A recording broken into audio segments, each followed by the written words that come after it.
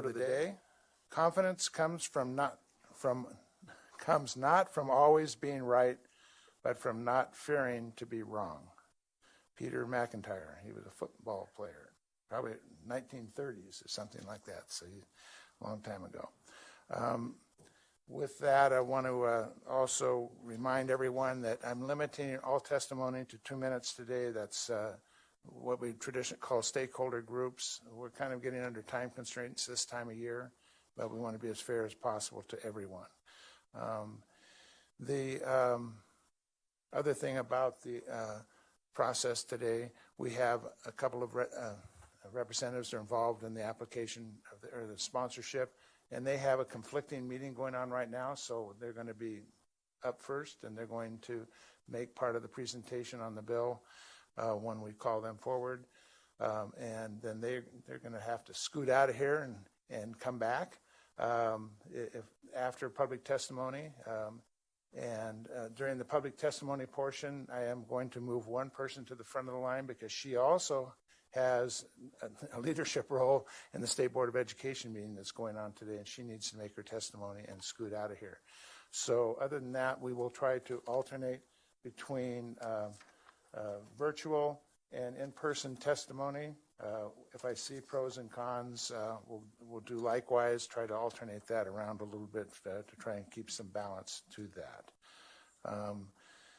Committee, as soon as we're done with the public hearing, I'm hoping to have about 10 minutes at the end that we'll talk about a letter we've been working on to send to the State Board, the Governor, and the State Department regarding our observations on the work done on the content standards. And I've shared with you a draft on that, and hopefully we can come to a consensus on that.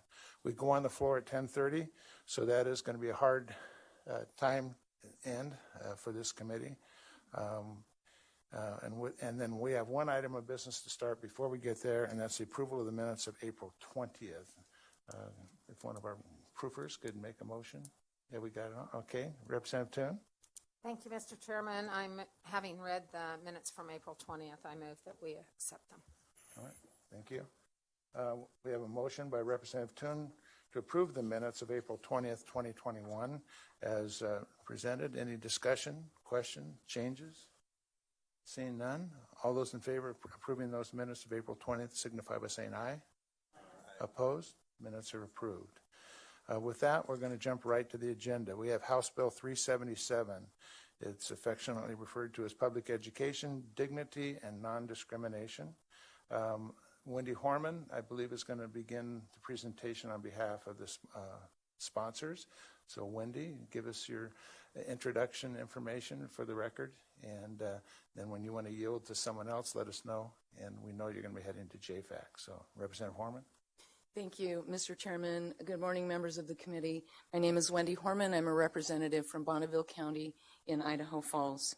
I am here this morning with Representative Young and likely soon to be, here he is here. He has come downstairs as well, Senator Crabtree, who are the sponsors of this bill. Although I must state, I don't know that I have ever worked on a bill that had more drafts independently flying around. I know of at least 8, and literally dozens of legislators who have contributed to this conversation, and not to mention parents and teachers as well, and students. So I want to acknowledge all of the work by many that have gone into what you see as a very short bill here that affirms Idaho's commitment to dignity and non-discrimination in public schools and our institutions of higher education. You'll notice that's the title of the chapter, Dignity and Non-Discrimination, and that no monies will be used to support discrimination on the basis of race, sex, ethnicity, religion, color, or national origin. It's really that simple. You've heard me share a quote on the House floor that unity and diversity are not opposites. One way we unite is by ensuring a classroom environment where the dignity and beliefs of each and every student is respected. You will notice this bill does not prohibit teaching any particular content. In fact, it reaffirms freedom of inquiry and instruction to teach about the Civil War, the Holocaust, the French Revolution, anything from our history, or chemistry, physics, no prohibitions. One of my children had an incredible military history teacher. And one day I was sitting in our office at home and he was practicing the piano and he abruptly stopped. And he turned to me and he said, "Mom, I just realized Mr. Dyerich isn't a history teacher. He's a future teacher. He's teaching us about history so we can change the future." That classroom was full of honest inquiry and debate in a way that my son understood why he was being taught history, so he could change the future. Paragraph 1 of this bill is simply a restatement of our common ground. It elevates existing state board policy on academic freedom into law and applies it to all classrooms in Idaho. It states that we will respect the dignity of others, acknowledge the right of others to express differing opinions, and foster and defend intellectual honesty, freedom of inquiry and instruction, and freedom of speech and association. Again, this bill reaffirms freedom of belief, inquiry, instruction, speech, and association. Parents are growing increasingly troubled about some of their children's experiences in the classroom and certain curriculum. And we are now facing an extraordinary and rapidly evolving federal takeover of certain curricular aspects of Idaho's local schools. The U.S. Department of Education has published rules stating as much. One sentence reads from the rule: schools across the country are working to incorporate anti-racist practices into teaching and learning. Here's the rub. Here's their definition of anti-racist. Any anti-racist idea is any that suggests the racial groups are equals. Does that not fly in the face of the Declaration of Independence that said all men, meaning people, are created equal? Does that not fly in the face of Martin Luther King's dream that his 4 little children would one day live in a nation where they will not be judged by the color of their skin, but by the content of their character? As someone who has spent 20 years in elected office, working to improve educational opportunities for our children, this federal rule is deeply troubling to me. I am a firm advocate of retaining state and local control of our schools. The 10th Amendment of the Bill of Rights is clear that any powers not delegated to the United States are reserved to the states and to the people. This bill is Idaho's statement that we will not tolerate discrimination, and we are reserving education policy and curricular choices to the state and local institutions and schools. With that, Mr. Chairman, I would like to yield the remaining balance of my opening to Representative Young. Okay, thank you. Thank you, Representative Horman. Representative Young, if you give us your for the record information and pick up where Representative Horman left off. Thank you, Mr. Chairman. My name is Representative Young. I represent District 31. And it is my privilege today to present House Bill 377 with Representative Horman and Senator Crabtree. As Representative Horman has indicated, this bill preserves local control and protects Idaho schools by affirming a position that the state of Idaho will protect dignity and non-discrimination in our schools. My responsibility in this conversation is to address some of our concerns, because there is an argument that if there is no concern, there's no reason to do anything. So I would like to speak briefly to a topic that is called out in this bill, but I want you to understand that it's not narrow to that particular topic. My purpose is to help you understand the nature of our concerns, and that is critical race theory. You will see critical race theory called out in the documents that Representative Horman has referenced, as well as in NEA policy, and you have some examples of that. And it is quickly becoming a term for something that we are discussing on a national level. So you may not know it as critical race theory, and you may not know the academic history of this formal discipline. However, chances are that you have seen this ideology. It looks like a BSU student publicly atoning for his whiteness by apologizing for his privileged upbringing. It looks like educational content that shames, discredits, and depersons historical figures and American institutions. It looks like an Idaho teacher whose contract was not renewed after refusing to teach the 1619 project. It looks like the new rule referenced by Representative Horman by Biden's Department of Education, tying federal grant monies to civics education curriculum. And it also looks like the recent NEA resolutions, which are in your folder. It looks like a recent article by the National Review, which summarized federal actions and concerns about the impact of critical race theory on schools, teachers, and students, and concluded, between the massive grant-giving machine authorized by the Civics Secures Democracy Act and the new federal rule boosting American history and civics grants that promote the most radical forms of critical race theory, states would be foolish not to protect their schools from the coming onslaught.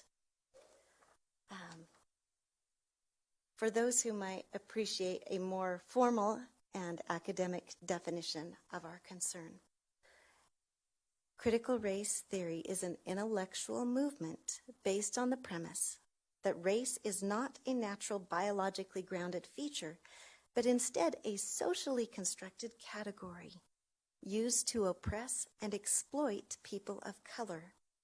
Critical race theorists hold that those with white privilege, capitalism, the law, and legal institutions in the United States are inherently and systemically racist. Critical race theory divides all people into oppressed and oppressors and pits those two groups against one another, us as Americans pitted against each other.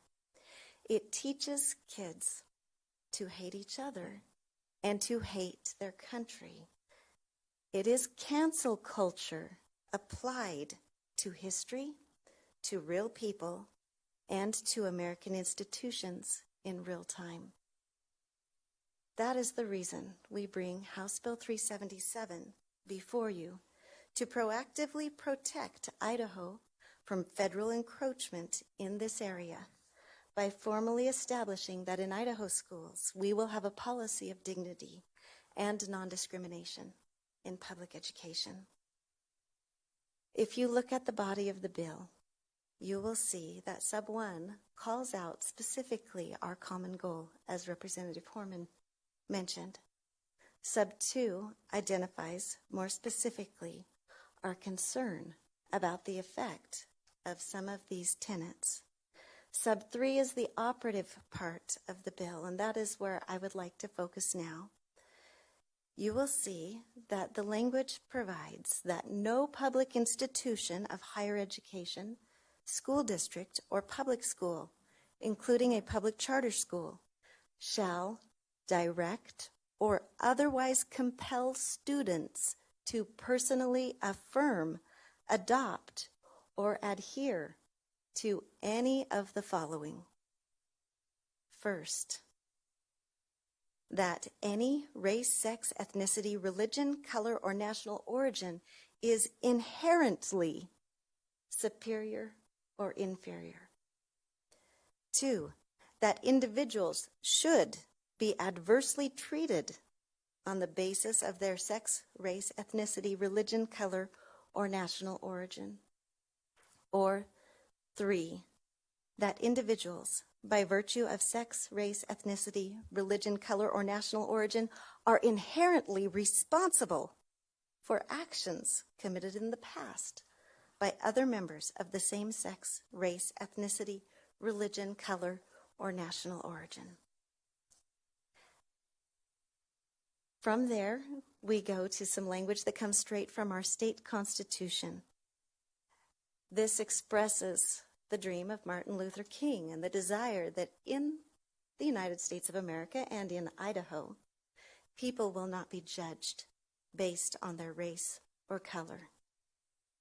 It provides that no course of instruction, this is sub C, or unit of study, and this language will look familiar, directing or otherwise compelling students to personally affirm, adopt, or adhere to the tenets we identified above, will be used or introduced in our institutions of higher education, our school districts, our public schools, and our public charter schools. We've made provisions here to comply with federal requirements about collecting demographic data, and we have addressed our state policy in regard to the funding of these things. So with that, Mr. Chairman, I am happy to stand for questions at the appropriate time, and thank you for the opportunity to present. Okay. Committee, as we've traditionally done, we'll move to public comment. I know we have one of the co-sponsors in the back of the room, Senator Crabtree, who will be carrying this on the Senate side, but you're here in support. No comments today? Is that correct? Okay. All right. With that, I'm going to move to the public comment portion of this meeting, and I'll allow, Representative Horman, you don't have to have my permission necessary to walk out, and Crabtree, you have other places to be. So I'm going to move into the public comment portion of the meeting, and I'm going to invite President Critchfield from the State Board of Education to be our opening speaker. Mr. Chairman, quick question, Mr. Chairman. Yes, Will there at least be one sponsor for the entire hearing? So if we have questions for the sponsor, there'll be someone here to answer them. Yeah, the plan is that there will always be one sponsor. If we go long enough, not that we need to keep asking questions, but if we go long enough, I believe that Representative Horman will be returning, maybe Representative Crabtree. But they have JFAC votes on education issues as well, which is important to this committee. So, President Critchfield, for the record comments, and then your statement. Good morning. Good morning, everyone. Debbie Critchfield, President of the Idaho State Board of Education. I first want to acknowledge that I had a seat at the table through the refinement of this bill at earlier times and many conversations pertaining to this bill. That matters to me, and that matters to the Board of Education. And I want to extend my appreciation for the respect, and I always support a healthy debate of ideas and processes. Last Saturday, I organized an unusual and hopefully not one of a kind, yet impromptu and powerful meeting of all 4 college presidents along with our K-12 stakeholders. The language of what was to become this bill was the topic of the conversation and discussion. The Board of Education has not taken official position on this bill, and today at 1 o'clock, the governor, myself, and another board member, Kurt Liebeck, will address many of the items, factors, and potential outcomes that this bill is intended to address. I do want to take my couple of minutes and say this. The Board of Education does not support indoctrination, not of any kind and not at any level, and I haven't talked to anybody that does. Every student is entitled to a position-neutral education. I want to repeat that again. Every student is entitled to a position-neutral education. This means that students are free to develop their own opinions and ideas without bias or prejudice from an instructor, a course material, or even a system. I will add that students and parents have a right to know what is being taught, and in our system there is an inherent right that one's opinions and beliefs be respected. I believe this, and I know that you do too. The board will discuss this in pieces, at our meeting this morning and this afternoon. We will take in aspects of freedom for all speech and campus expression statements for our system. We will also discuss student course evaluations, discuss new social justice metrics and reporting, and student campus climate surveys.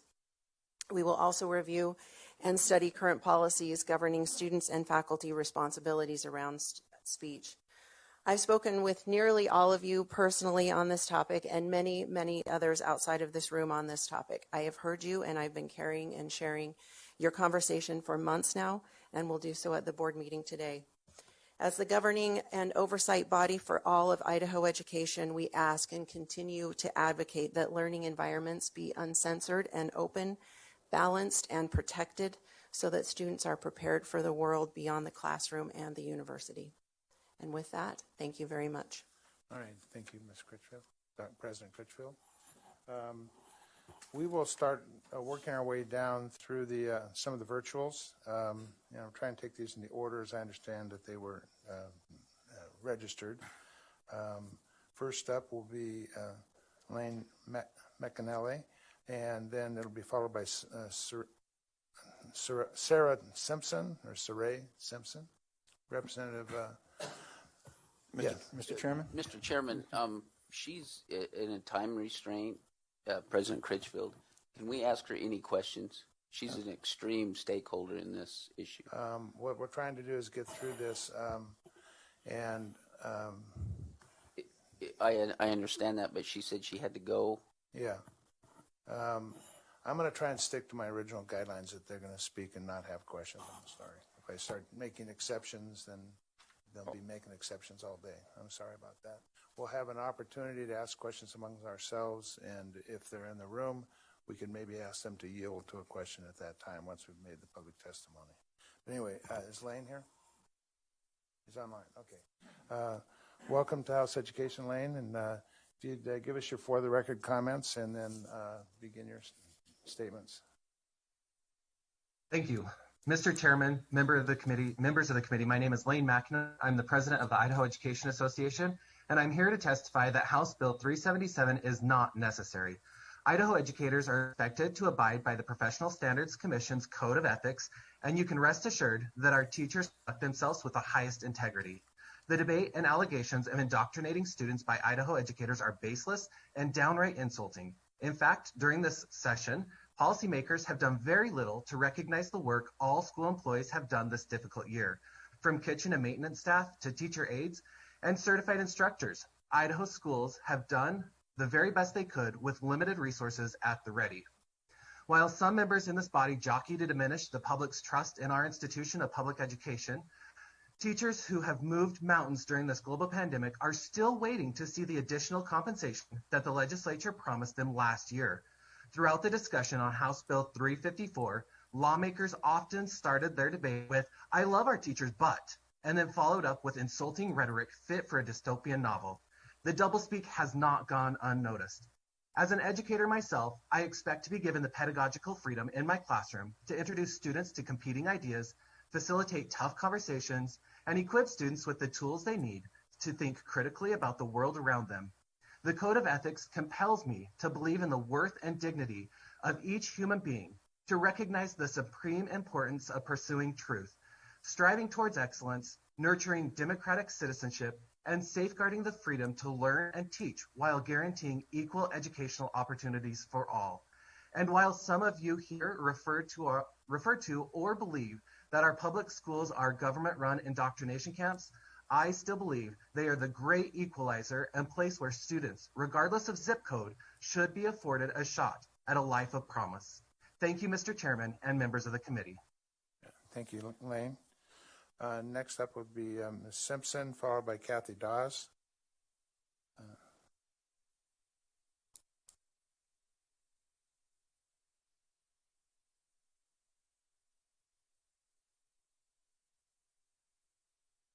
Saray, if you can hear me when you come on, just give us your for the record information, your name and who you represent.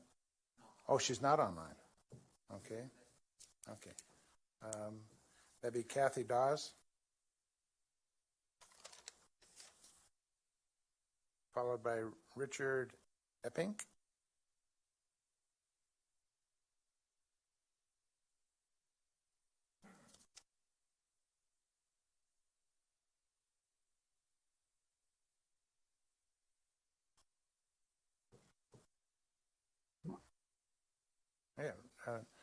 Ms. Stoss, welcome back to House Education. If you give us your, for the record, information and your comments. Thank you, Chairman Clow and members of the committee. I'm Kathy Dawes speaking on behalf of myself and my husband Dana from Moscow for 47 years.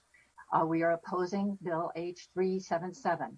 If this bill becomes law, teaching history of race relations in our state and country will become problematic. Will teachers be comfortable talking about Richard Butler, leader of the anti-Semitic neo-Nazi white supremacist terrorist organization originally based in Kootenai County, where we had to hide our Asian-born adopted daughter from skinheads in the 1980s? Will they dare to discuss current events like the recent racist packet received by Bonners Ferry residents saying, quote, "White people need a country of our own for white people only. Let's make sure our final white fight for our freedom and for the legacy of our white children begins here. It's time for action now," unquote. Critical race theory began in the 1970s and early 80s out of the realization by legal scholars that many of the advances of the civil rights era had stopped and in some cases even reversed. It does not define racism in a traditional way as only the consequence of discrete, irrational, bad acts perpetrated by individuals, but is usually the unintended consequence of choices. Teaching how choice made throughout history has shaped our state and nation is necessary learning. We object to the total negative characterization of critical race theory as made by the sponsors. We fear this bill will have unintended consequences because no teacher can ever know exactly how a student will react to their new learning. Teachers will be more likely to sweep racism under the rug and avoid the topic altogether for fear of losing. It's become a interesting term depending on who's speaking it. Exactly what is the extent of the problem this bill is attempting to solve? How many of the thousands of K-12 and university students or parents in Idaho have actually had negative experience with curriculum about racism? Please answer our question. Thank you. Thank you, Ms. Dawes. Next up is Richard Eppink, followed by Clara Buchholz.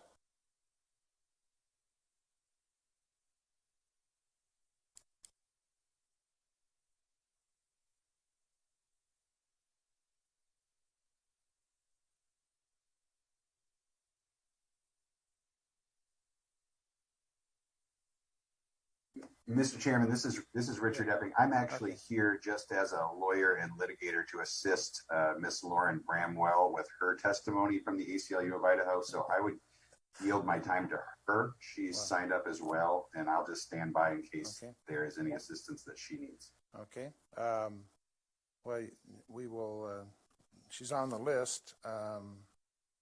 She's on page 2, so when we get to her, you can help her, support her then.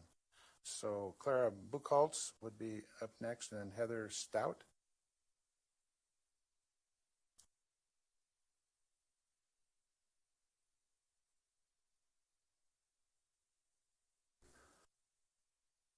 Clara?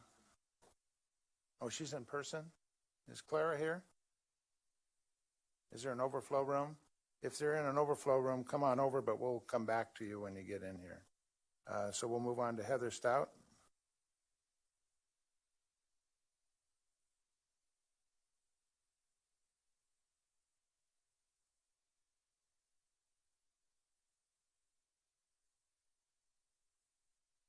Okay.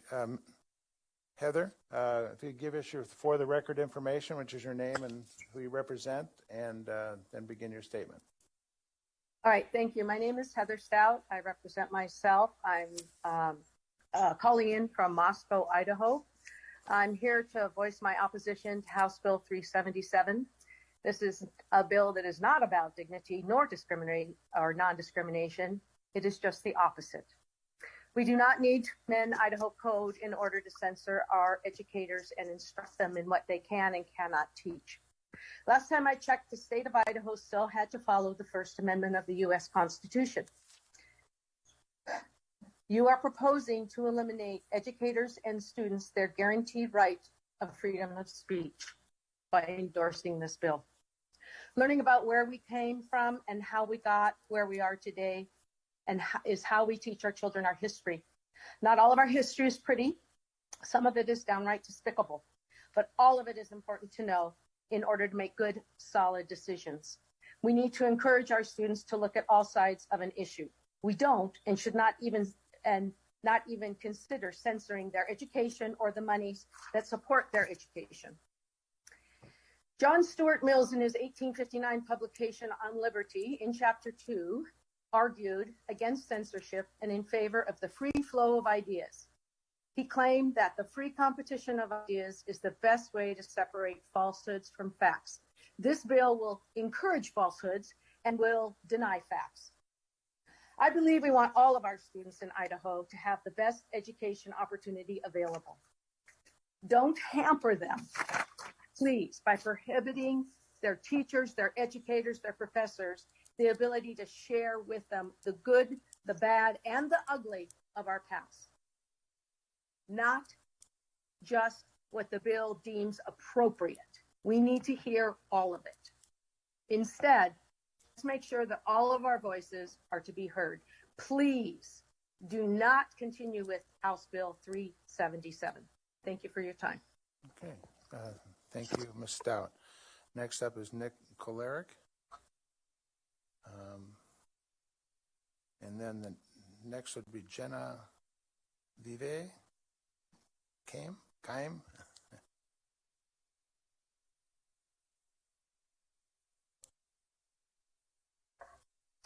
Hello, Mr. Chairman and members of the committee. Can you hear? Yes. All right. Go ahead, give us your for the record comments and begin your statement. I'm Nick Koleric, a PhD student at Boise State University. I live in District 16. I'm here today to oppose House Bill 377. This bill is important to me because it proposes a reduction of quality and richness in the education offered at the university where I've chosen to do my doctoral research. But this bill matters to all Idahoans. House Bill 377 would limit the ways our education system can grow and would prevent Idahoans from getting what we really want: better public education. Please do not punish the thousands of K-12 and degree-seeking students in this great state by suppressing discourse and censoring curricula.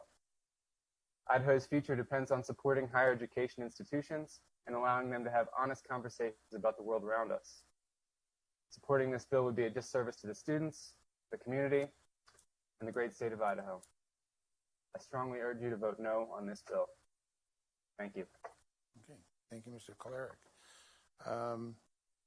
Next up is Jenna, and I'm not pronouncing this last name.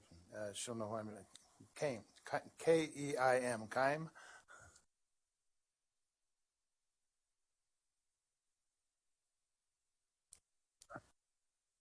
Hi, my name is Genevieve Kime, and I am here to represent myself today in opposition of HB 377.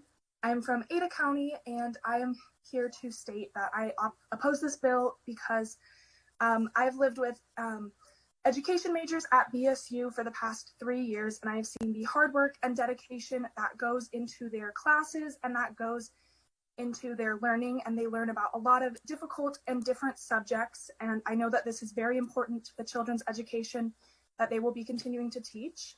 I also have 2 young brothers who are currently in the school Sage in Ada County, and I know how important it is to them for their continued education and learning about civil rights and different topics as well. I do believe that this bill does not encourage dignity or anti-discrimination. It does the opposite of that. And I highly encourage you to oppose this bill and to continue your research of why this bill is not efficient for the state of Idaho. Thank you. Thank you, Genevieve. Do we have your name spelled correctly? V-I-E-V-E? I mean, I can pronounce it now, but it looked different. Oh, she's already off. Okay. All right. Next up will be in person. We have Tess Baxter. Is Tess Baxter here? Oh, she's online? Okay. Tess Baxter, and then Lauren Bramwell. Hi.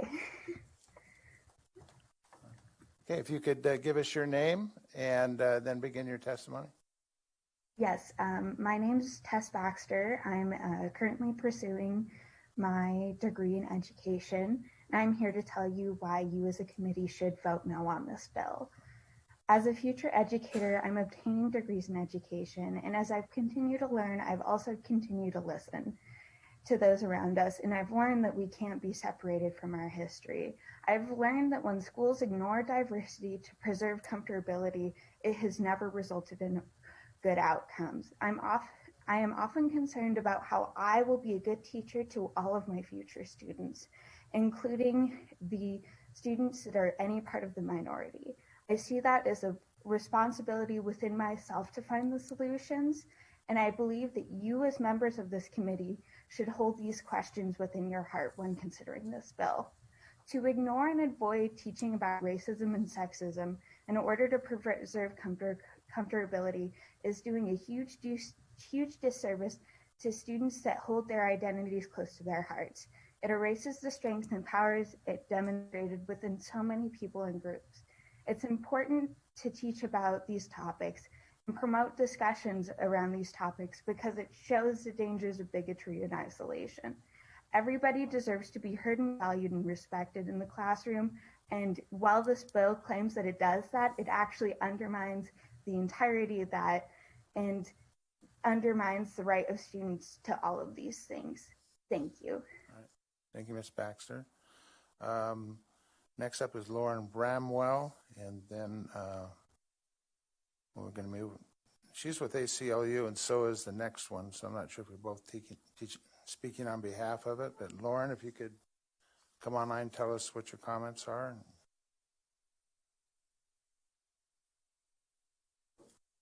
Yeah. Lauren, give us your for the record information, your name, and then give us your statement. Good morning, Mr. Chairman, members of the committee. My name is Lauren Bramwell. I am the policy strategist with the ACLU of Idaho, and I stand before you today in opposition to House Bill 377.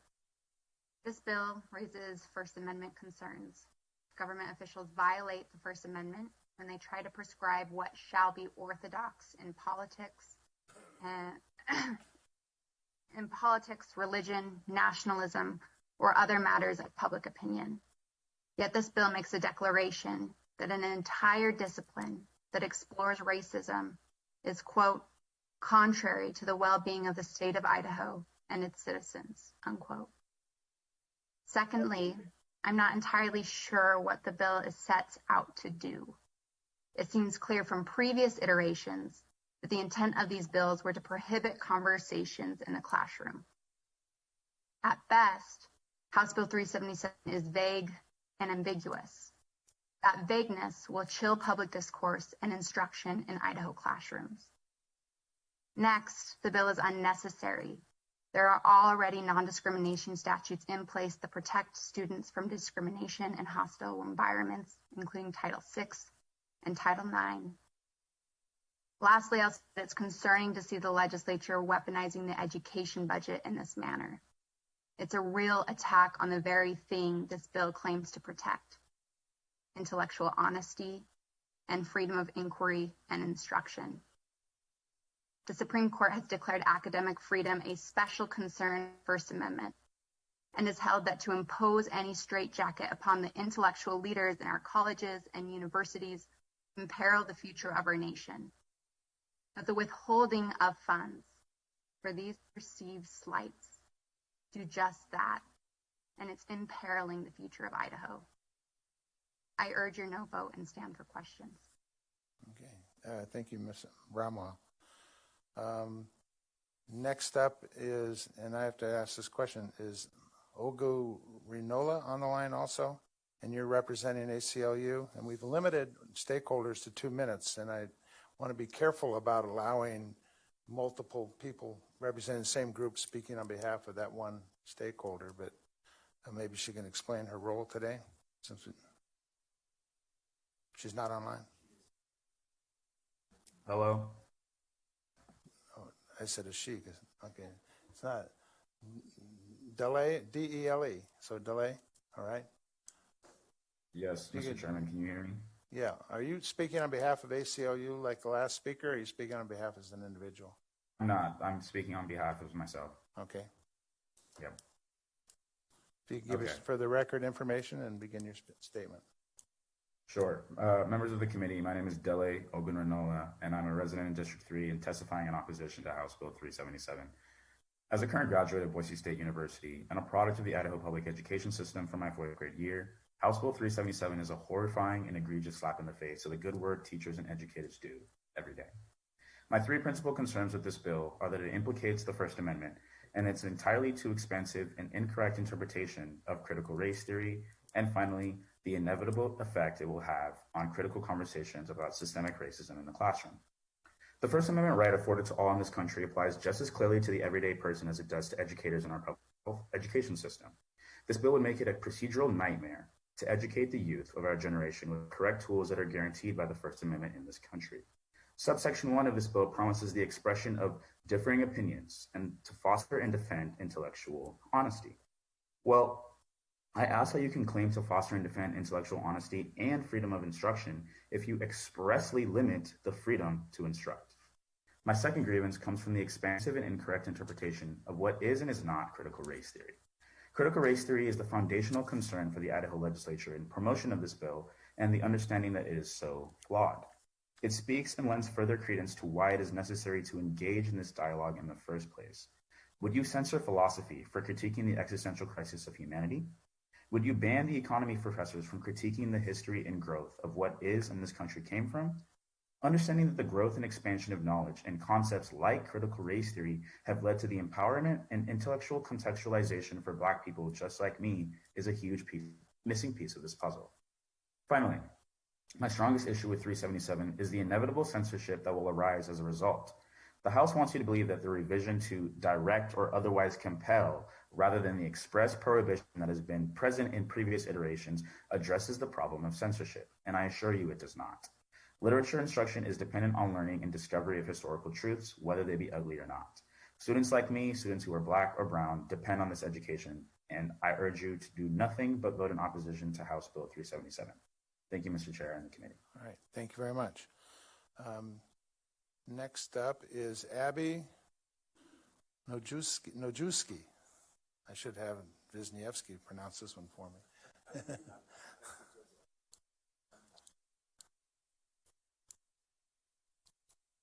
And then it will be Joshua Titmus.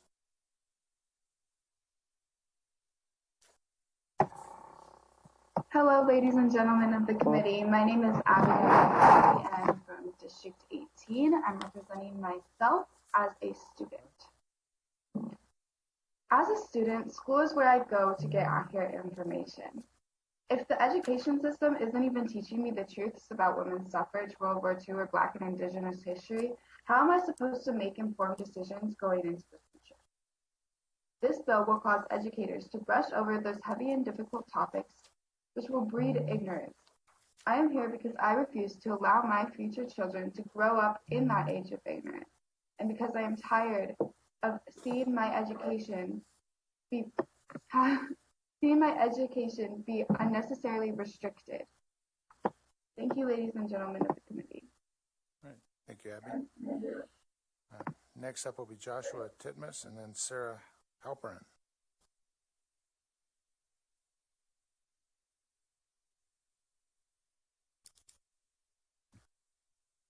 Hello, my name is Joshua Titnis. I graduated from Boise High School in 2019, and I am studying neuroscience.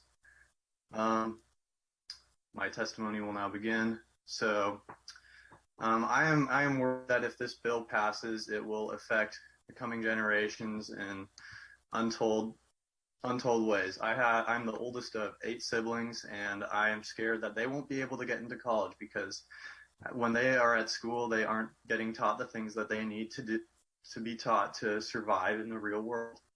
They won't be able to pass their AP exams, and they won't be able to get into colleges that they need to be able to perform in their professions. I'm scared that if this bill gets passed, that we won't be able to recognize how the differences between different races over time has caused us to have greater injustices that are getting worse every year. I am learning right now in school about how the eugenic program in the U.S. strictly targeted African American and poor communities, and this is something that I was not taught in high school. there were a lot of things I was not taught in high school in Idaho. And as we are one of the states with one of the least amount of funding given to students, this is going to create a problem where we might even have even less funding to students, where we are at risk of having some of our schools defunded completely. And I'm scared that if this happens, I won't be able to come back to Idaho. I won't have the chance to raise any kids in Idaho because they won't be able to have the same opportunities that people all around the world have. Right now, I'm working in Atlanta, Georgia, and I can see clear as day that my privilege is something that has given me far greater opportunities than I can even imagine.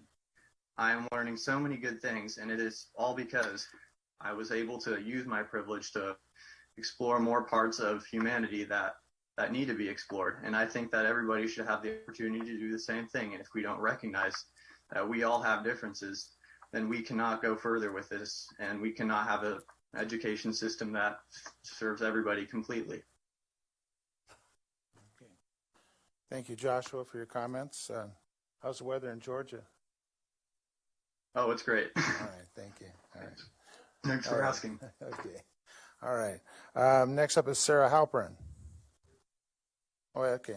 I have a question. On the written only comments, are they online, those comments? Yeah. Do we have them? All right. We may need to make sure they're available. Okay. Usually when I've seen these online for everyone's purpose, it's as described. You see that, like, they keep writing, but you only see 100 characters or something, so you don't see everything that's been written. So we'll try to get that to everybody. Okay, where did I leave off? Sarah Halperin, and then, okay, now I want to go back just to make sure. Did Clara Buchholz ever show up? Clara Buchholz? She was one we didn't, okay. We have about 5 people that have identified that they want to testify since that. We have an in-person, Anna Miller, would like to testify. Is Anna here? There she is, okay, in the corner. And then we'll be back to virtuals.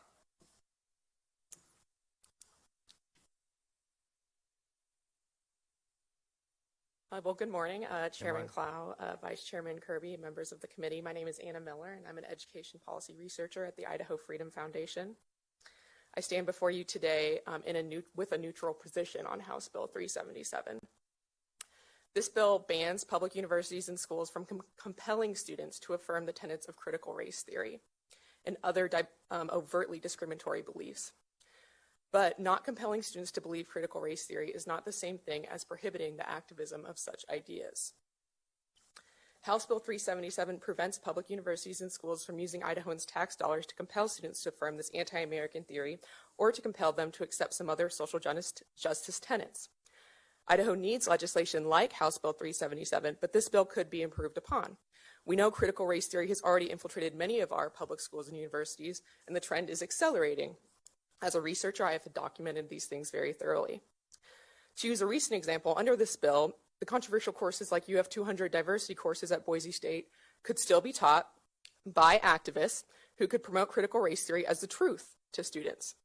The only difference is faculty members couldn't intimidate students into agreeing. Under this bill, faculty members, teachers, and professors, or guest lecturers at public schools and universities can still indoctrinate students with divisive ideas by ensuring students only learn about one perspective. Freedom of expression is an illusion when there is little to no diversity of intellectual thought on campuses. For example, a professor could still teach that white people should be enslaved as a positive social good. And by the way, this did actually happen. A new social worker professor hired at Boise State lectured on the idea that white people should be enslaved. He also lectured on the idea that we should erase men. The bill does not provide any protections for faculty members, professors, or teachers. Under House Bill 377, faculty members, teachers, and professors could still be forced to undergo anti-racism or culturally responsive training, the idea that racism is a uniquely white person problem, and they would have to undergo this training to serve on search committees or as a condition of employment. When educators are trained to be activists in the classroom inherently becomes political and one-sided. This means public dollars can still be used for political activism. So this bill does not solve this deeply rooted problem, and I promise I'll wrap up very quickly.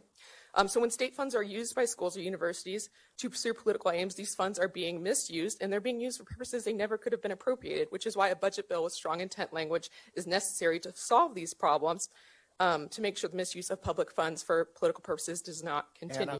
Anna, I'll wrap up. So for these reasons, we do not think this bill creates sufficient accountability for public schools. Let's not wrapping up. Let's, that you're just continuing on beyond the 2-minute mark, and if you could wrap up. Yes, I'll read the last line. True accountability must be restored in our schools, but we acknowledge that this could be a sufficient starting point, and future legislation or amendments can tackle this problem head on. Thank you. Thank you, Anna. Next up on a virtual is Christopher Luker, and then we have a Jamie Faselt.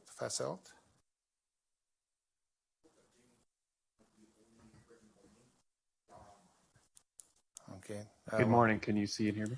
Christopher Luker, yes. If you could give us your for the record information. Yes. Okay. Thank you. My name is Christopher Luker Ritter, and I'm here representing myself in opposition of House Bill 377. Thank you for hearing my testimony this morning. I have a BA and an MA from English from U of I and a PhD in rhetoric and composition from WSU, where I studied critical race theory with a handful of professors. I then taught in various public universities over the last 20 years, including U of I, BSU, and CWI. So I have some experience as both a student in courses that included critical race theory and as a teacher that incorporated its lessons into my work. Earlier, Representative Young listed a lot of stories about what critical race theory looks like. Maybe that's what it looks like from the viewpoint of the Idaho Freedom Foundation. That's not what it is. Critical race theory is a lens through which to critique, to question with reason and logic, the ways that racial inequality are built into systems of law, finance, education, and so forth. It's explicitly anti-racist, more specifically anti-white supremacist. So unless you're a white supremacist, you have nothing to fear from critical race theory.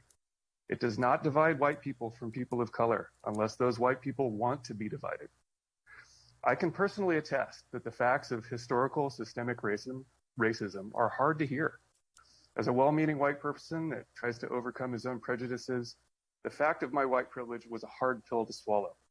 I felt defensive at first about my own place in society and about the actions of my ancestors.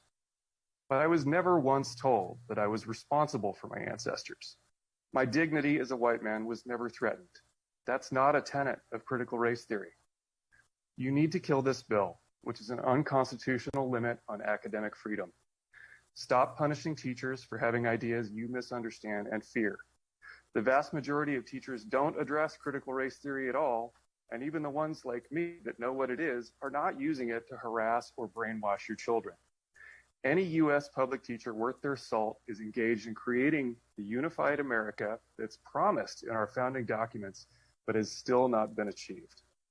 Thank you. Thank you very much, Mr. Luker Ritter. Okay. Jamie, is she on the line? Would she rather make her statement, or we're going to try and print out these written comments before we start deliberating?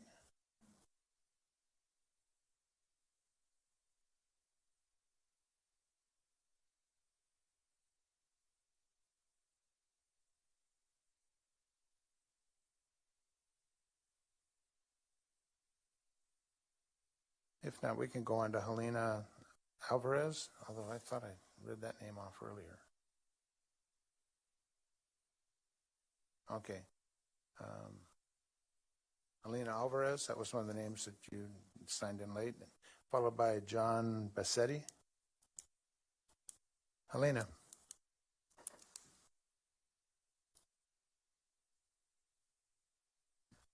Hello, can you hear me? Yeah, we can. If you could give us your for the record information and then make your statements. Hello, my name is Helena Alvarez, and I am a graduate student at Boise State University, and I am talking on behalf of myself.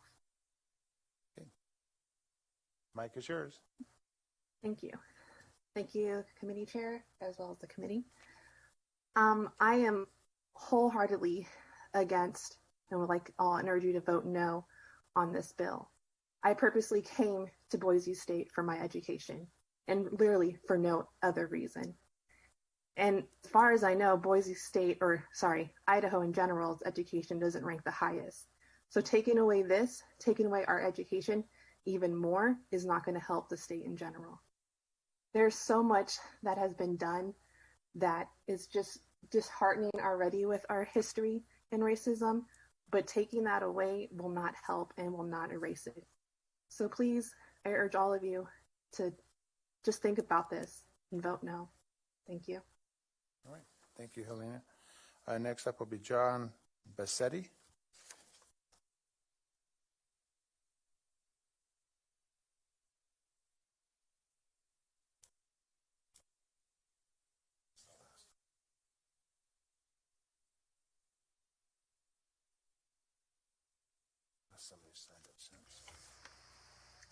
Good morning. Yeah, Mr. Bassetti, go ahead and give us your for the record information and then your comments. Thank you. Yes, Mr. Chairman, the committee, thank you. My name is John Bassetti in District 9, representing myself. I am in support of 377.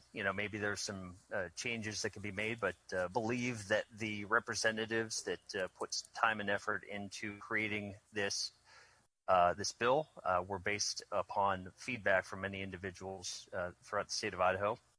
Myself, my experience in the education system with my 3 children was in Berkeley, California, and I can tell you that the evidence was apparent to me, as a parent, and also through our experiences starting about 6 years ago, where my children, starting in first grade, had to identify themselves and their preferred gender and their race when introducing themselves to their classmates in first grade. I'm laughing; it's not a joke.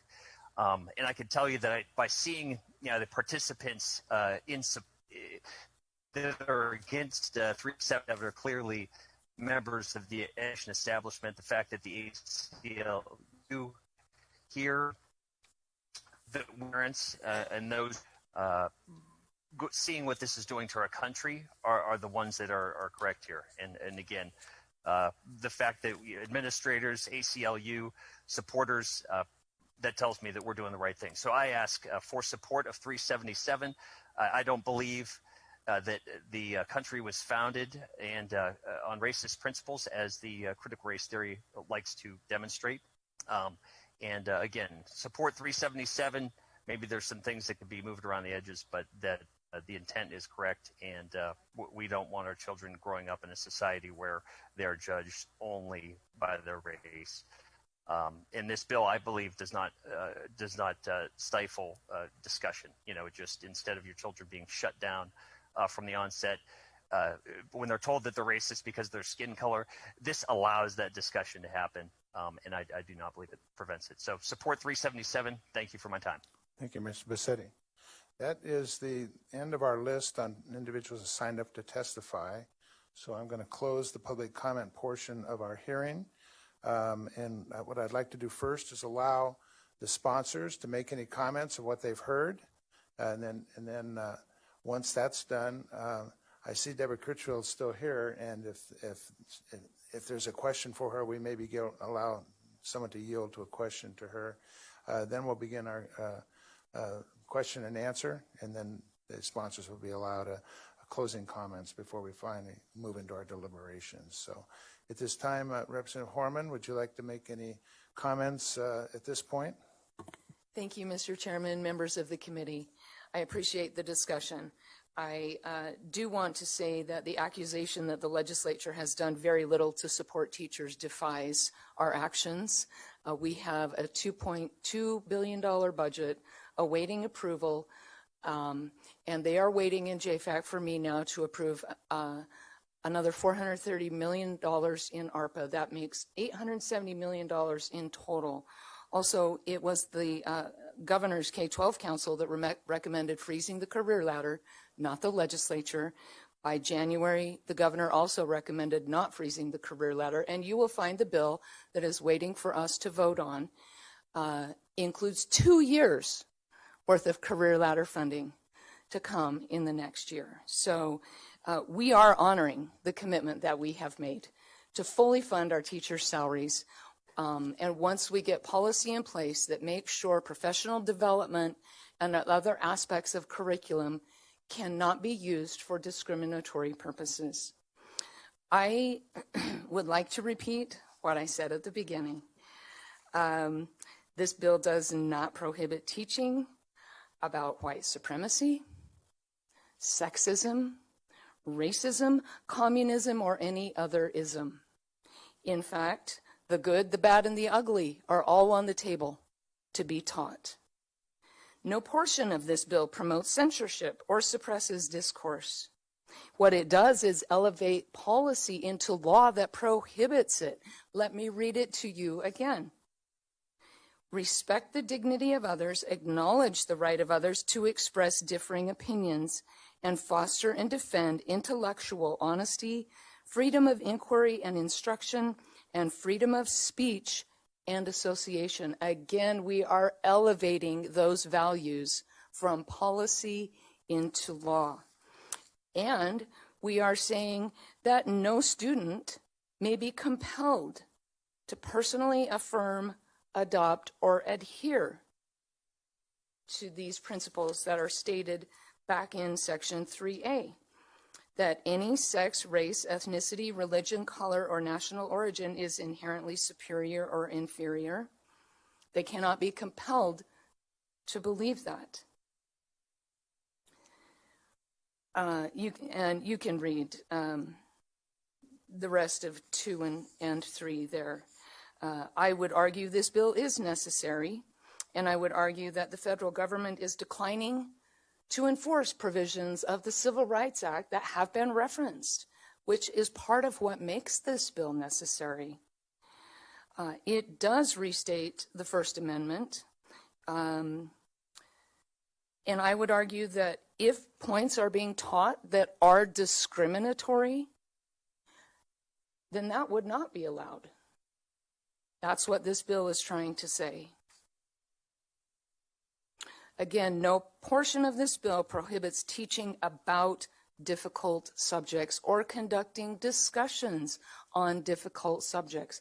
I think, as a political science major, I think John Stuart Mills would agree that we are encouraging the free flow of ideas with this bill.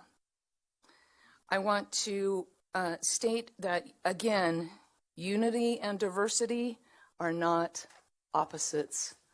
What we are after is that beautiful blending of bringing diverse viewpoints together, allowing the free flow of ideas, promoting the free flow of ideas, which creates dignity and non-discriminatory classrooms. With that, Mr. Chairman, I'm going to go back up to JFAC to vote on getting that money out to our public schools. Thank you. I was about ready to shoo you out of here. I'm on my way. Take care of that. Okay. Representative Young, any more comments? Okay. At this point in time, thank you, Senator. Okay. At this point in time, I want to make one quick comment. You just got a handout, and on the front, you see, wonder why there's a list, but on the back was the written comments that were provided. So the list was everybody that was speaking today, and the written comments were provided on the back side. So that's why you got a list. It was really because she printed out 2 pages and came on duplex. All right. With that, Representative Young, the committee will probably have some questions for you at this time. But before we start that, I would like to offer the opportunity for Representative Shepard to see if Debbie Critchfield would yield to a question.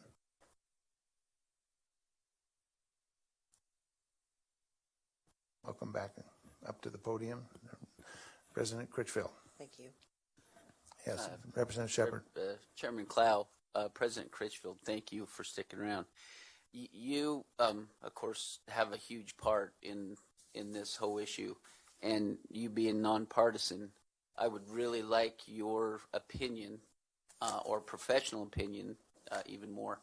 Does this bill, in your opinion, and that's all I'm asking for, does this bill in any way stop the teachers, educators in this state from teaching subjects such as our Civil War, our essentially our history in any way? President Critchfield? Chairman, Representative, you've put me in an interesting position with my personal opinion, yet standing as the president of the Board of Education. So I'm going to thread this needle very carefully. I hope not. That is not what I've heard from our presidents, from our other education stakeholders. And what my message was this morning is about creating an environment where all positions and all speech, where everyone feels comfortable and confident in expressing their views and opinions without any type of intimidation or fear involved. That's what we want. Representative Shepherd? Last question, promise. If this was implemented, does this create any kind of impossible undue burden on the State Board of Education to enforce? President Critchfield. Chairman and Representative, the way I understand and have read through the bill, there is no penalty involved with this. I haven't read or been made to understand that there was an oversight role pertaining specifically to this bill. We still have locally elected boards, and that extends beyond the K-12. That goes into our two-year colleges. Those are also locally elected trustees. And so the process in place, in my view, would direct those that are directly in charge at the most local level on these items. But I could be corrected if I've misunderstood. Okay. All right. Thank you. Thank you very much. All right. Thank you, President Critchfield. Is this a president for President Critchfield? Yes, it is, Mr. All Chairman. right. Would you yield to another question? Sure. Okay. Thank you, Mr. Chairman. We've heard a lot of anecdotes along the way on here, but my question very simply is the State Board of Education aware of any formal complaint or grievance that has been filed by any parent, student, or teacher in regard to the subject matter of this bill? President Critchfield? Chairman, Representative, the short answer is no. One of the actions that, or discussion items that our board will take here in the next little bit is to try to address those things. We've heard a number of stories, examples, things that have been reported back to us. I've followed up on a number of things to find that go to a dead end. Yesterday I met with some students who had some firsthand experiences that I asked for them for more information on that. And so in an effort to provide or to quantify these things that we're hearing about, we want to go through an exercise of determining how we can develop metrics so that as these instances, experiences, whatever, are told, then the universities who already have a process can be strengthened in the process they already have. Thank you. I'm going to expand the question a little bit just to make sure. Most complaints would probably go to a local school board or directly to the university where they may be resolved. How often does a complaint of that nature make it to the State Board of Education? Mr. Chairman, in my 7 years, I have not seen one at my level, which to your point does not mean that it hasn't happened because of local processes. But the other side of this coin is it rises to the level, and the criticism has been recently that the Board of Education is letting the system run amok, and that all of these things are taking place and that there's no oversight or control. And so in an effort to understand where we are in that and to have some consistency and uniformity, we're to a point where we believe it has risen to our level for discussion. Okay. Thank you. President Critchfield. There's Thank no you. lights on at this time, so I think Thank you very much. You're off the hook, and you go back to your state board meeting. All right. Thank you for joining us this morning too, because I know you spend a lot of time on the road to be up here. You're, and I'm sure the compensation reflects that with all the overtime, right? Okay. It isn't. Other than maybe paying for your mileage, I don't think you get much compensation out of that. So anyway, thank you very much. Committee, what I'm going to do is ask the sponsor to come back to the podium and field any questions that we may have specifically on the bill. Okay. Representative Young, and I see Representative Horman is almost through the doors, so you may yield to her on occasion. Okay. Committee, any questions for the sponsors? Representative Birch. Thank you, Mr. Chairman. Thank you, good sponsor. Two questions. The first is, having seen a lot of bills, anytime new terminology is presented or even definitions, there's always a definition section of a bill to literally define what we mean by certain terms. To my knowledge, this is the first time critical race theory has ever appeared in any bill in the history of this state. And yet there's no official formal definition of it in this bill. You gave one verbally, but my question is, why is there not a clear definition in a definition section in this bill for what critical race theory means? Yeah, Representative Young. Thank you, Mr. Chairman. Representative Birch, you will notice that the mention of critical race theory in this bill is simply an explanatory phrase inside a section of language that is legislative findings. It's not the enforceable part of this bill, and so it did not require a formal legal definition. The definition I gave in my comments was simply to help those who are listening in and may not be familiar with our concerns know a little more about the topic. The important definition happens in 3A sub I, and Romanesque 3. Okay. Representative Birch, another question? For my second question? Yes. Thank you, Mr. Chairman. So on page 2, lines 14 through 18, which talks about basically line 15, no money shall be expended, and line 18 identifies for any purpose prohibited in the section on the previous page. Does this, how will that be determined? Can someone initiate a private right of action? Can someone sue because they believe that something on the within this bill was violated? How will that decision be made that no money shall be expended? Yeah, I'm going to just add basically the enforcement of that. Okay, all right. Thank you for. You're absolutely correct. All right. Well, both to determine that there was the bill was violated, and then the enforcement of it. But the first step is really how can someone, in other words, can someone just sue and say this happened in this school, it violates this law, I'm filing a lawsuit to prevent money from being given to that school. I want to know how that actually winds up happening, and if this bill is opening up all our schools and universities for lawsuits. That's what I'm trying to understand. Your question. Well, that's what I'm trying to understand. I understand. So we'll let her answer. Thank you, Mr. Chairman and Representative Birch.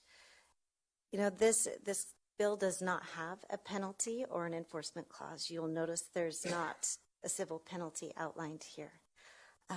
What this does do is it states the intentions of the state of Idaho in regard to these particular tenets, which we believe are in actual fact discriminatory.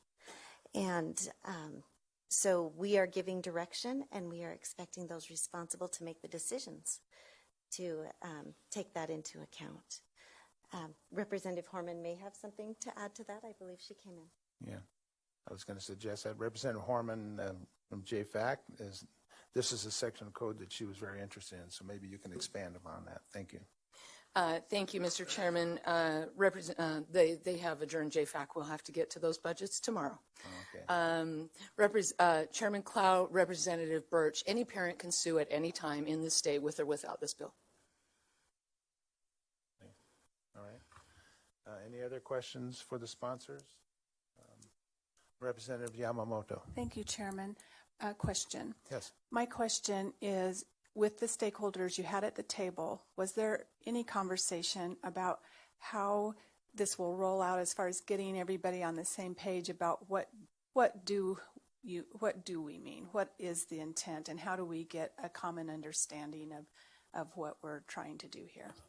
Okay, Representative Horman or Young? Chairman Clow, Representative Yamamoto, as former president of the Idaho School Boards Association, I'm very familiar with their process of developing model policy.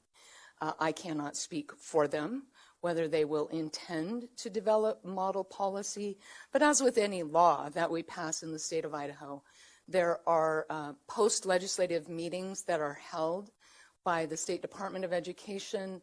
I'm not sure if the State Board of Education holds those meetings, but I know IASA, ISBA, IEA, they all hold their own conferences to talk and discuss about all legislation that is passed, and I expect they will include this legislation in those conversations. Follow-up, Chairman? Yeah, Representative Yamamoto. So the follow-up question would be, how would we, as a legislative body, make sure that our intent that would allay the fears, how would we make sure that that becomes part of that model language or those conversations? Thank you. Yeah, Representative Horman. Chairman Clow, Representative Yamamoto, perhaps they will invite you or I to participate in those conversations, or any other legislator in this. Hopefully they will read the bill that plainly states, respect the dignity of others, acknowledge the right of others to express differing opinions, and foster and defend intellectual honesty, freedom of inquiry and instruction, freedom of speech and association, and include that as part of whatever presentation or policies they may develop. Thank you. I don't see. I have one question that I'd like to ask to make sure that we kind of get this on the record. It's been brought up that the question about debate teams, that you have a student, and the traditional situation with a debate team is that they're challenged to be prepared for either side of a debate. Can you kind of make a statement that I would like to put on the record for the history of this bill, that we're not intending to avoid a student to be, quote, compelled, because the personal situation is we're not compelling anybody in a debate, but that they would be allowed to have a debate situation and say take both sides of it, be prepared for both sides. And that, by the way, you just found out that you're going to debate the pro and not the con. Could you address that, or maybe Representative Young? Absolutely, Mr. Chairman. As the mother of a now lawyer who competed at the national level in Crossfire and went undefeated her first day, she has been a tremendous example to me, frankly, who came to this job terrified of public speaking. Be that as it may, that is absolutely allowable under this bill in the same way that a teacher is allowed to debate and present various viewpoints about, again, any other ism that you want to insert. The line is where you would compel a student to personally affirm, adopt, or adhere to any of these. Again, to force a student against their own will or beliefs to adhere to those. But absolutely, debate is allowed and encouraged under this bill, Mr. Chairman. Okay, thank you. I don't see any other questions. Representative Kirby, sorry, too close to me. Mr. Chairman, when time comes, I would like to make the motion. Okay. At this point in time, I'm going to, there seems to be no more questions for the sponsors. They'll probably be here if we have one more pop-up that we have for you. But I'm going to turn this over to the committee for deliberations and motions. So, with the light on for Representative Kirby. Mr. Chairman, I move that we send House Bill 377 to the floor with a due pass recommendation, and I would like to speak to the motion. Okay. All right. We do have a motion before us to send House Bill 377 to the floor with a due pass from Vice Chairman Kirby. And Vice Chairman Kirby, you have the mic. Yeah, Mr. Chairman, thank you.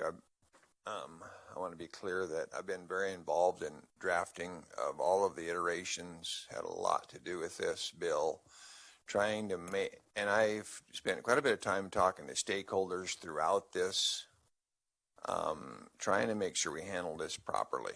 at this point in time. I will admit, I imagine most people will, that this is an emerging issue. We know a lot more about this than we did a year ago, a lot more about it than we did 6 months ago. And since the conversations about a bill like this have ramped up the last few weeks, we've been getting lots of emails and phone calls and texts. It was interesting to me, extremely interesting, that in the beginning, superintendents were texting people going, "Hey, we're not doing this." I had to Google what critical race theory meant. Okay. Then what was also interesting was how many emails we then soon after that got from educators who knew this very well. They knew this. They had opinions on both sides. I think you can see from testimony here today from educators and students at BSU and so forth. There's a lot of people that know a lot about this. And so for me, this bill it does two things. One, it lets the state know the position of the legislature in Idaho. And that is, we would like the inquiry, the conversation, the honest, balanced discussions about these subjects.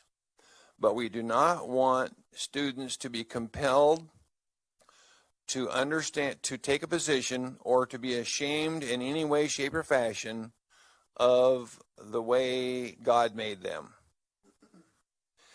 And so since this is a conversation starter and we want the state to know where we are, we think that will help the state board and the state department and the stakeholders develop their policies and figure out where we go from here. This is going to result in a tremendous amount of discussion in the next year.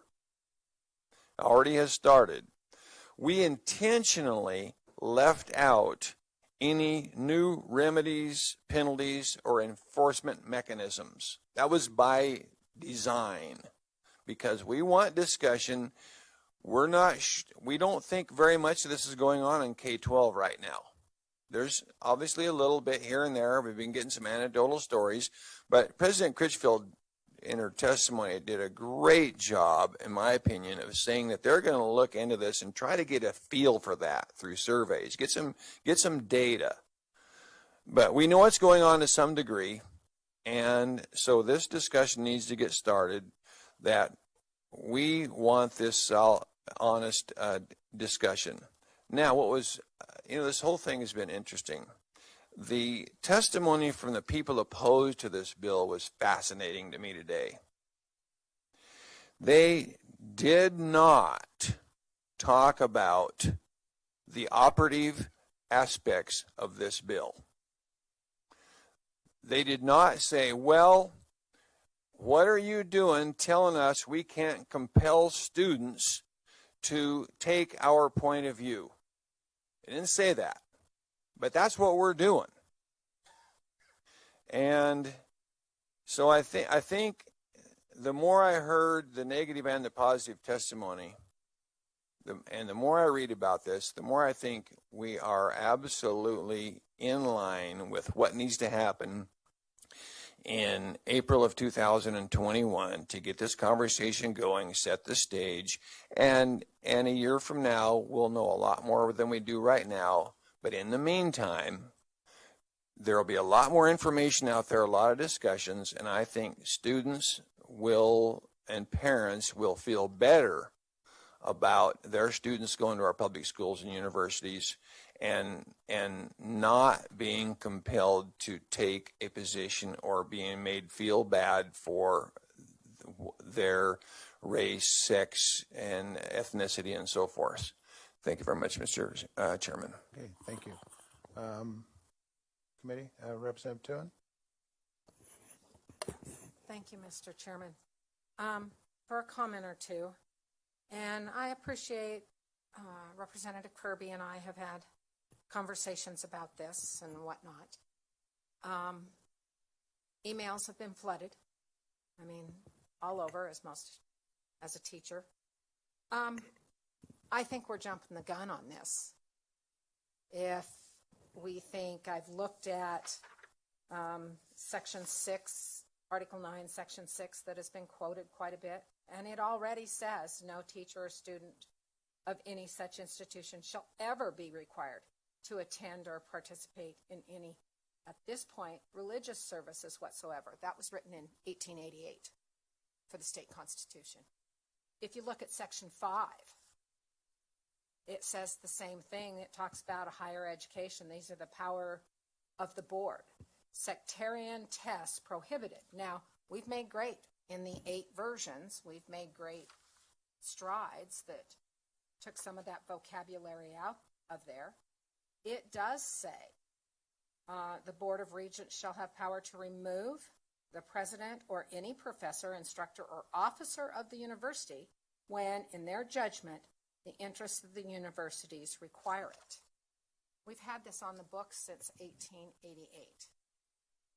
It was modified in 1908. It was modified in 1918. I mean, we've continually put it on our books. I don't think the conversation, and even as we heard Ms. Critchfield say, they're having meetings. It has been brought to their attention. At no point have she heard it in her 7 years. It's been handled at possibly university levels. I worry about how it's interpreted. And if we look at some of the First Amendment Supreme Court cases, Tinker versus Des Moines in the 70s, it was about First Amendment rights of professors and students. I worry about we're giving First Amendment rights to students, making sure our classrooms look right, but we got to look at the other side of it. It says that individuals should be adverse, that adhere to any of the following tenets, that individuals should be adversely treated. I have no idea what adversely treated means. Does that mean that I say no, that when I correct a paper, could it be the grade that I give according to the matrix I've made in a classroom? I think we've reached out to create a solution that we haven't given all the parties a chance to solve. We have some concerns as a legislative body. I don't think we've reached out to the state board, as we've heard. There's some issues. They are going to try to address it. We've got to let them do their job. They already have the ability to do this. And whether we really think it's concern, I'm worried about still, as Representative Birch said, critical race theory. It's really not defined. It's a tenet of a conversation that's been around for 4 decades that comes through. Basis of sex, race, ethnicity, religion, color, national origin, or other criteria in ways contrary to the unity of the nation. Pretty broad definition. Where does that leave us? Somebody that doesn't like it? That we say, according to Idaho, this has opened up our classrooms to not critically thinking and exploring the ideas of the 21st century. My emails are just full of teachers. I've gotten a few, likewise, that said they like it, but I think we have to trust the people in charge, our State Board of Education, and we've got to let them work through it. We could demand it, but no, we've got to let the process happen. We've brought it to their attention. They are working on it, look at their agendas, and if we still don't think they've done it, maybe next year's the time to have this. And because of that, I trust the people that have been appointed and are working very feverishly on this going forward, and I'll vote no for it. Okay. Committee, I am trying to see if we can be done in about 12 minutes with our deliberations, but we do have Representative McCrosty and Yamamoto with their lights on, and I guess Marshall. I know I've got another item to take care of too, a small one. But yeah, Representative McCrosty. Thank you, Mr. Chairman. I would like to offer a substitute motion that we hold House Bill 377 in committee, and I would like to speak to it very briefly. Okay. We have a substitute motion by Representative McCrosty to hold 377 in committee. I feel challenged because I have so much that I want to say. Part of what I have to say, I shared on the House floor the other day. I don't see how this could have happened in the current school year, with all of our teachers working as hard as they are to do their teaching inside this little box. That just trying to take lessons and trying to convert them to virtual and hybrid situations, I don't see how it's even possible to make that conversion and have time to try to indoctrinate students on critical race theory. So let's go back to the prior year. So if you go back to last year, well, let's take fourth quarter. Well, that's out because of the COVID shutdown. And so that takes us into the prior legislative session. And so where was the discussion of this then? Do you all remember that if you were here last year? I don't. I don't remember this discussion. So I'm just such a loss. I'll wrap up my thoughts here with what Mr. Luca Ritter shared.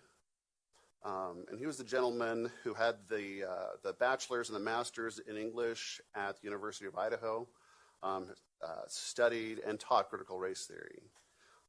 And what he shared with us was that critical race theory is a lens through which to critique with reason and logic, and that it is explicitly anti-racist and anti-white supremacist.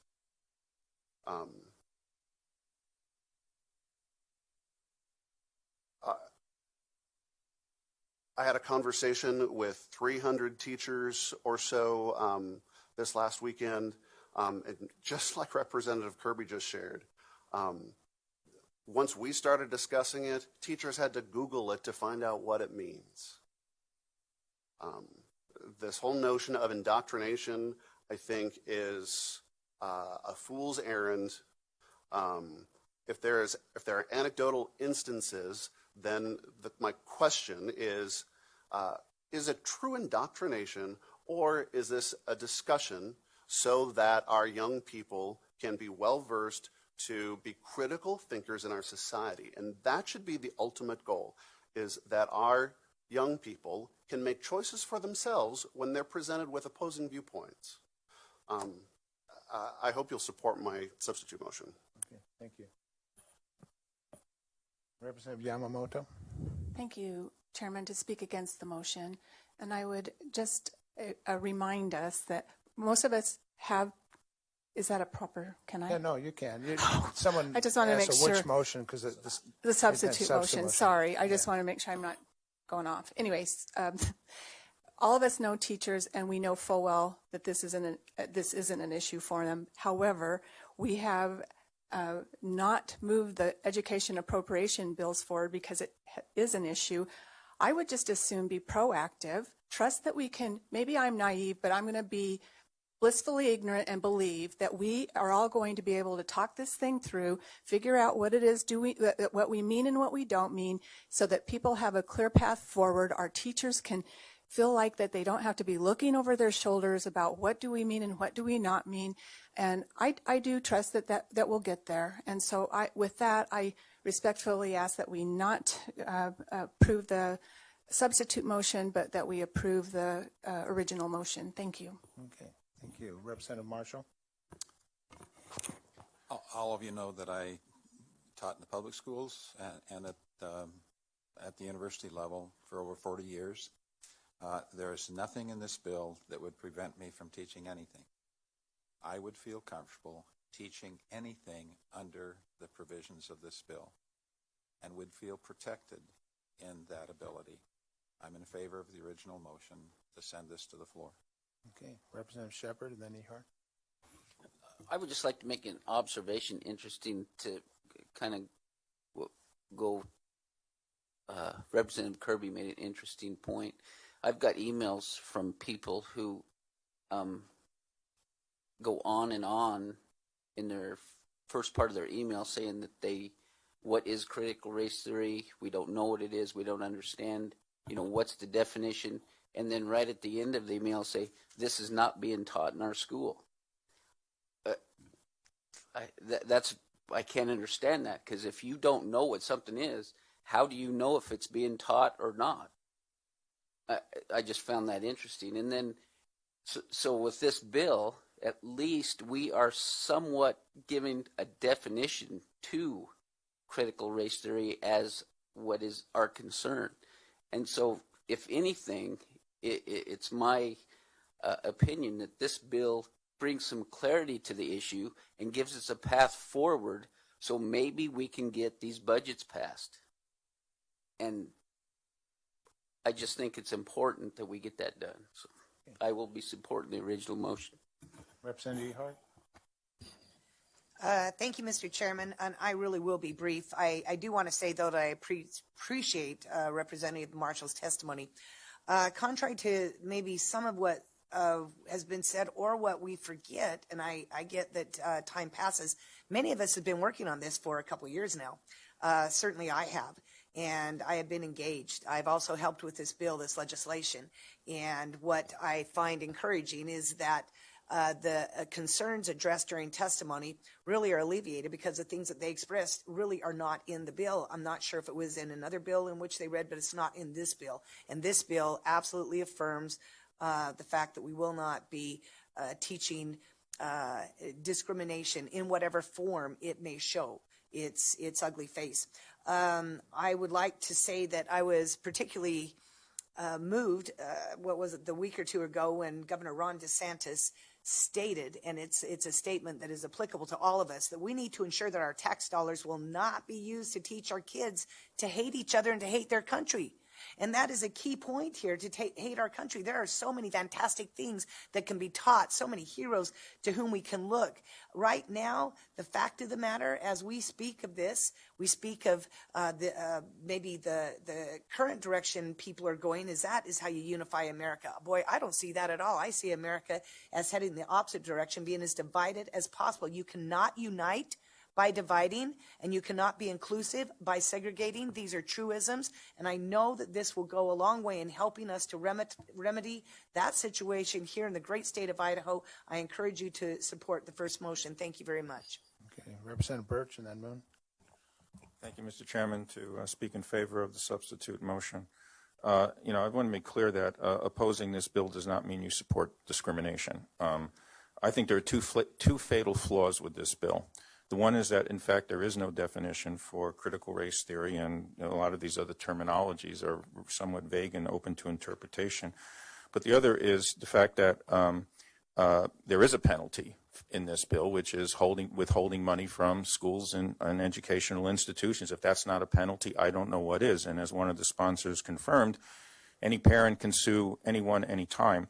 And so with this bill, the net effect of this bill, in practical terms, is going to be that of intimidation, because you don't have to actually file the lawsuit. You can just threaten to file lawsuits, and it will intimidate educational institutions and teachers to be as uncontroversial as possible, to avoid the possibility of being sued.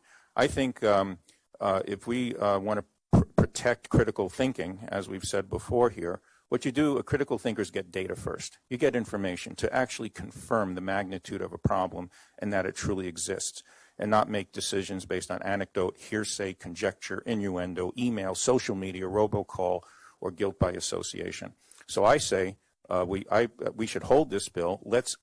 I'm very encouraged that the State Board of Education wants to collect information. I'd encourage the State Department of Education and the Idaho School Board administrators. Let's get the facts and not make decisions based on all this unsubstantiated, undocumented information, and particularly to determine to what extent, when complaints have been raised, that they haven't been resolved by existing processes through school boards. It's one thing to hear a complaint, but if the existing processes are solving those problems, then we don't have a problem. So let's get the facts before we start writing law. Okay, thank you. Representative Moon, and I'm going to have Representative Moon be the last end comment here. Thank you, Chairman. And here are the facts. I'm going to, first of all, speak in support of the first motion.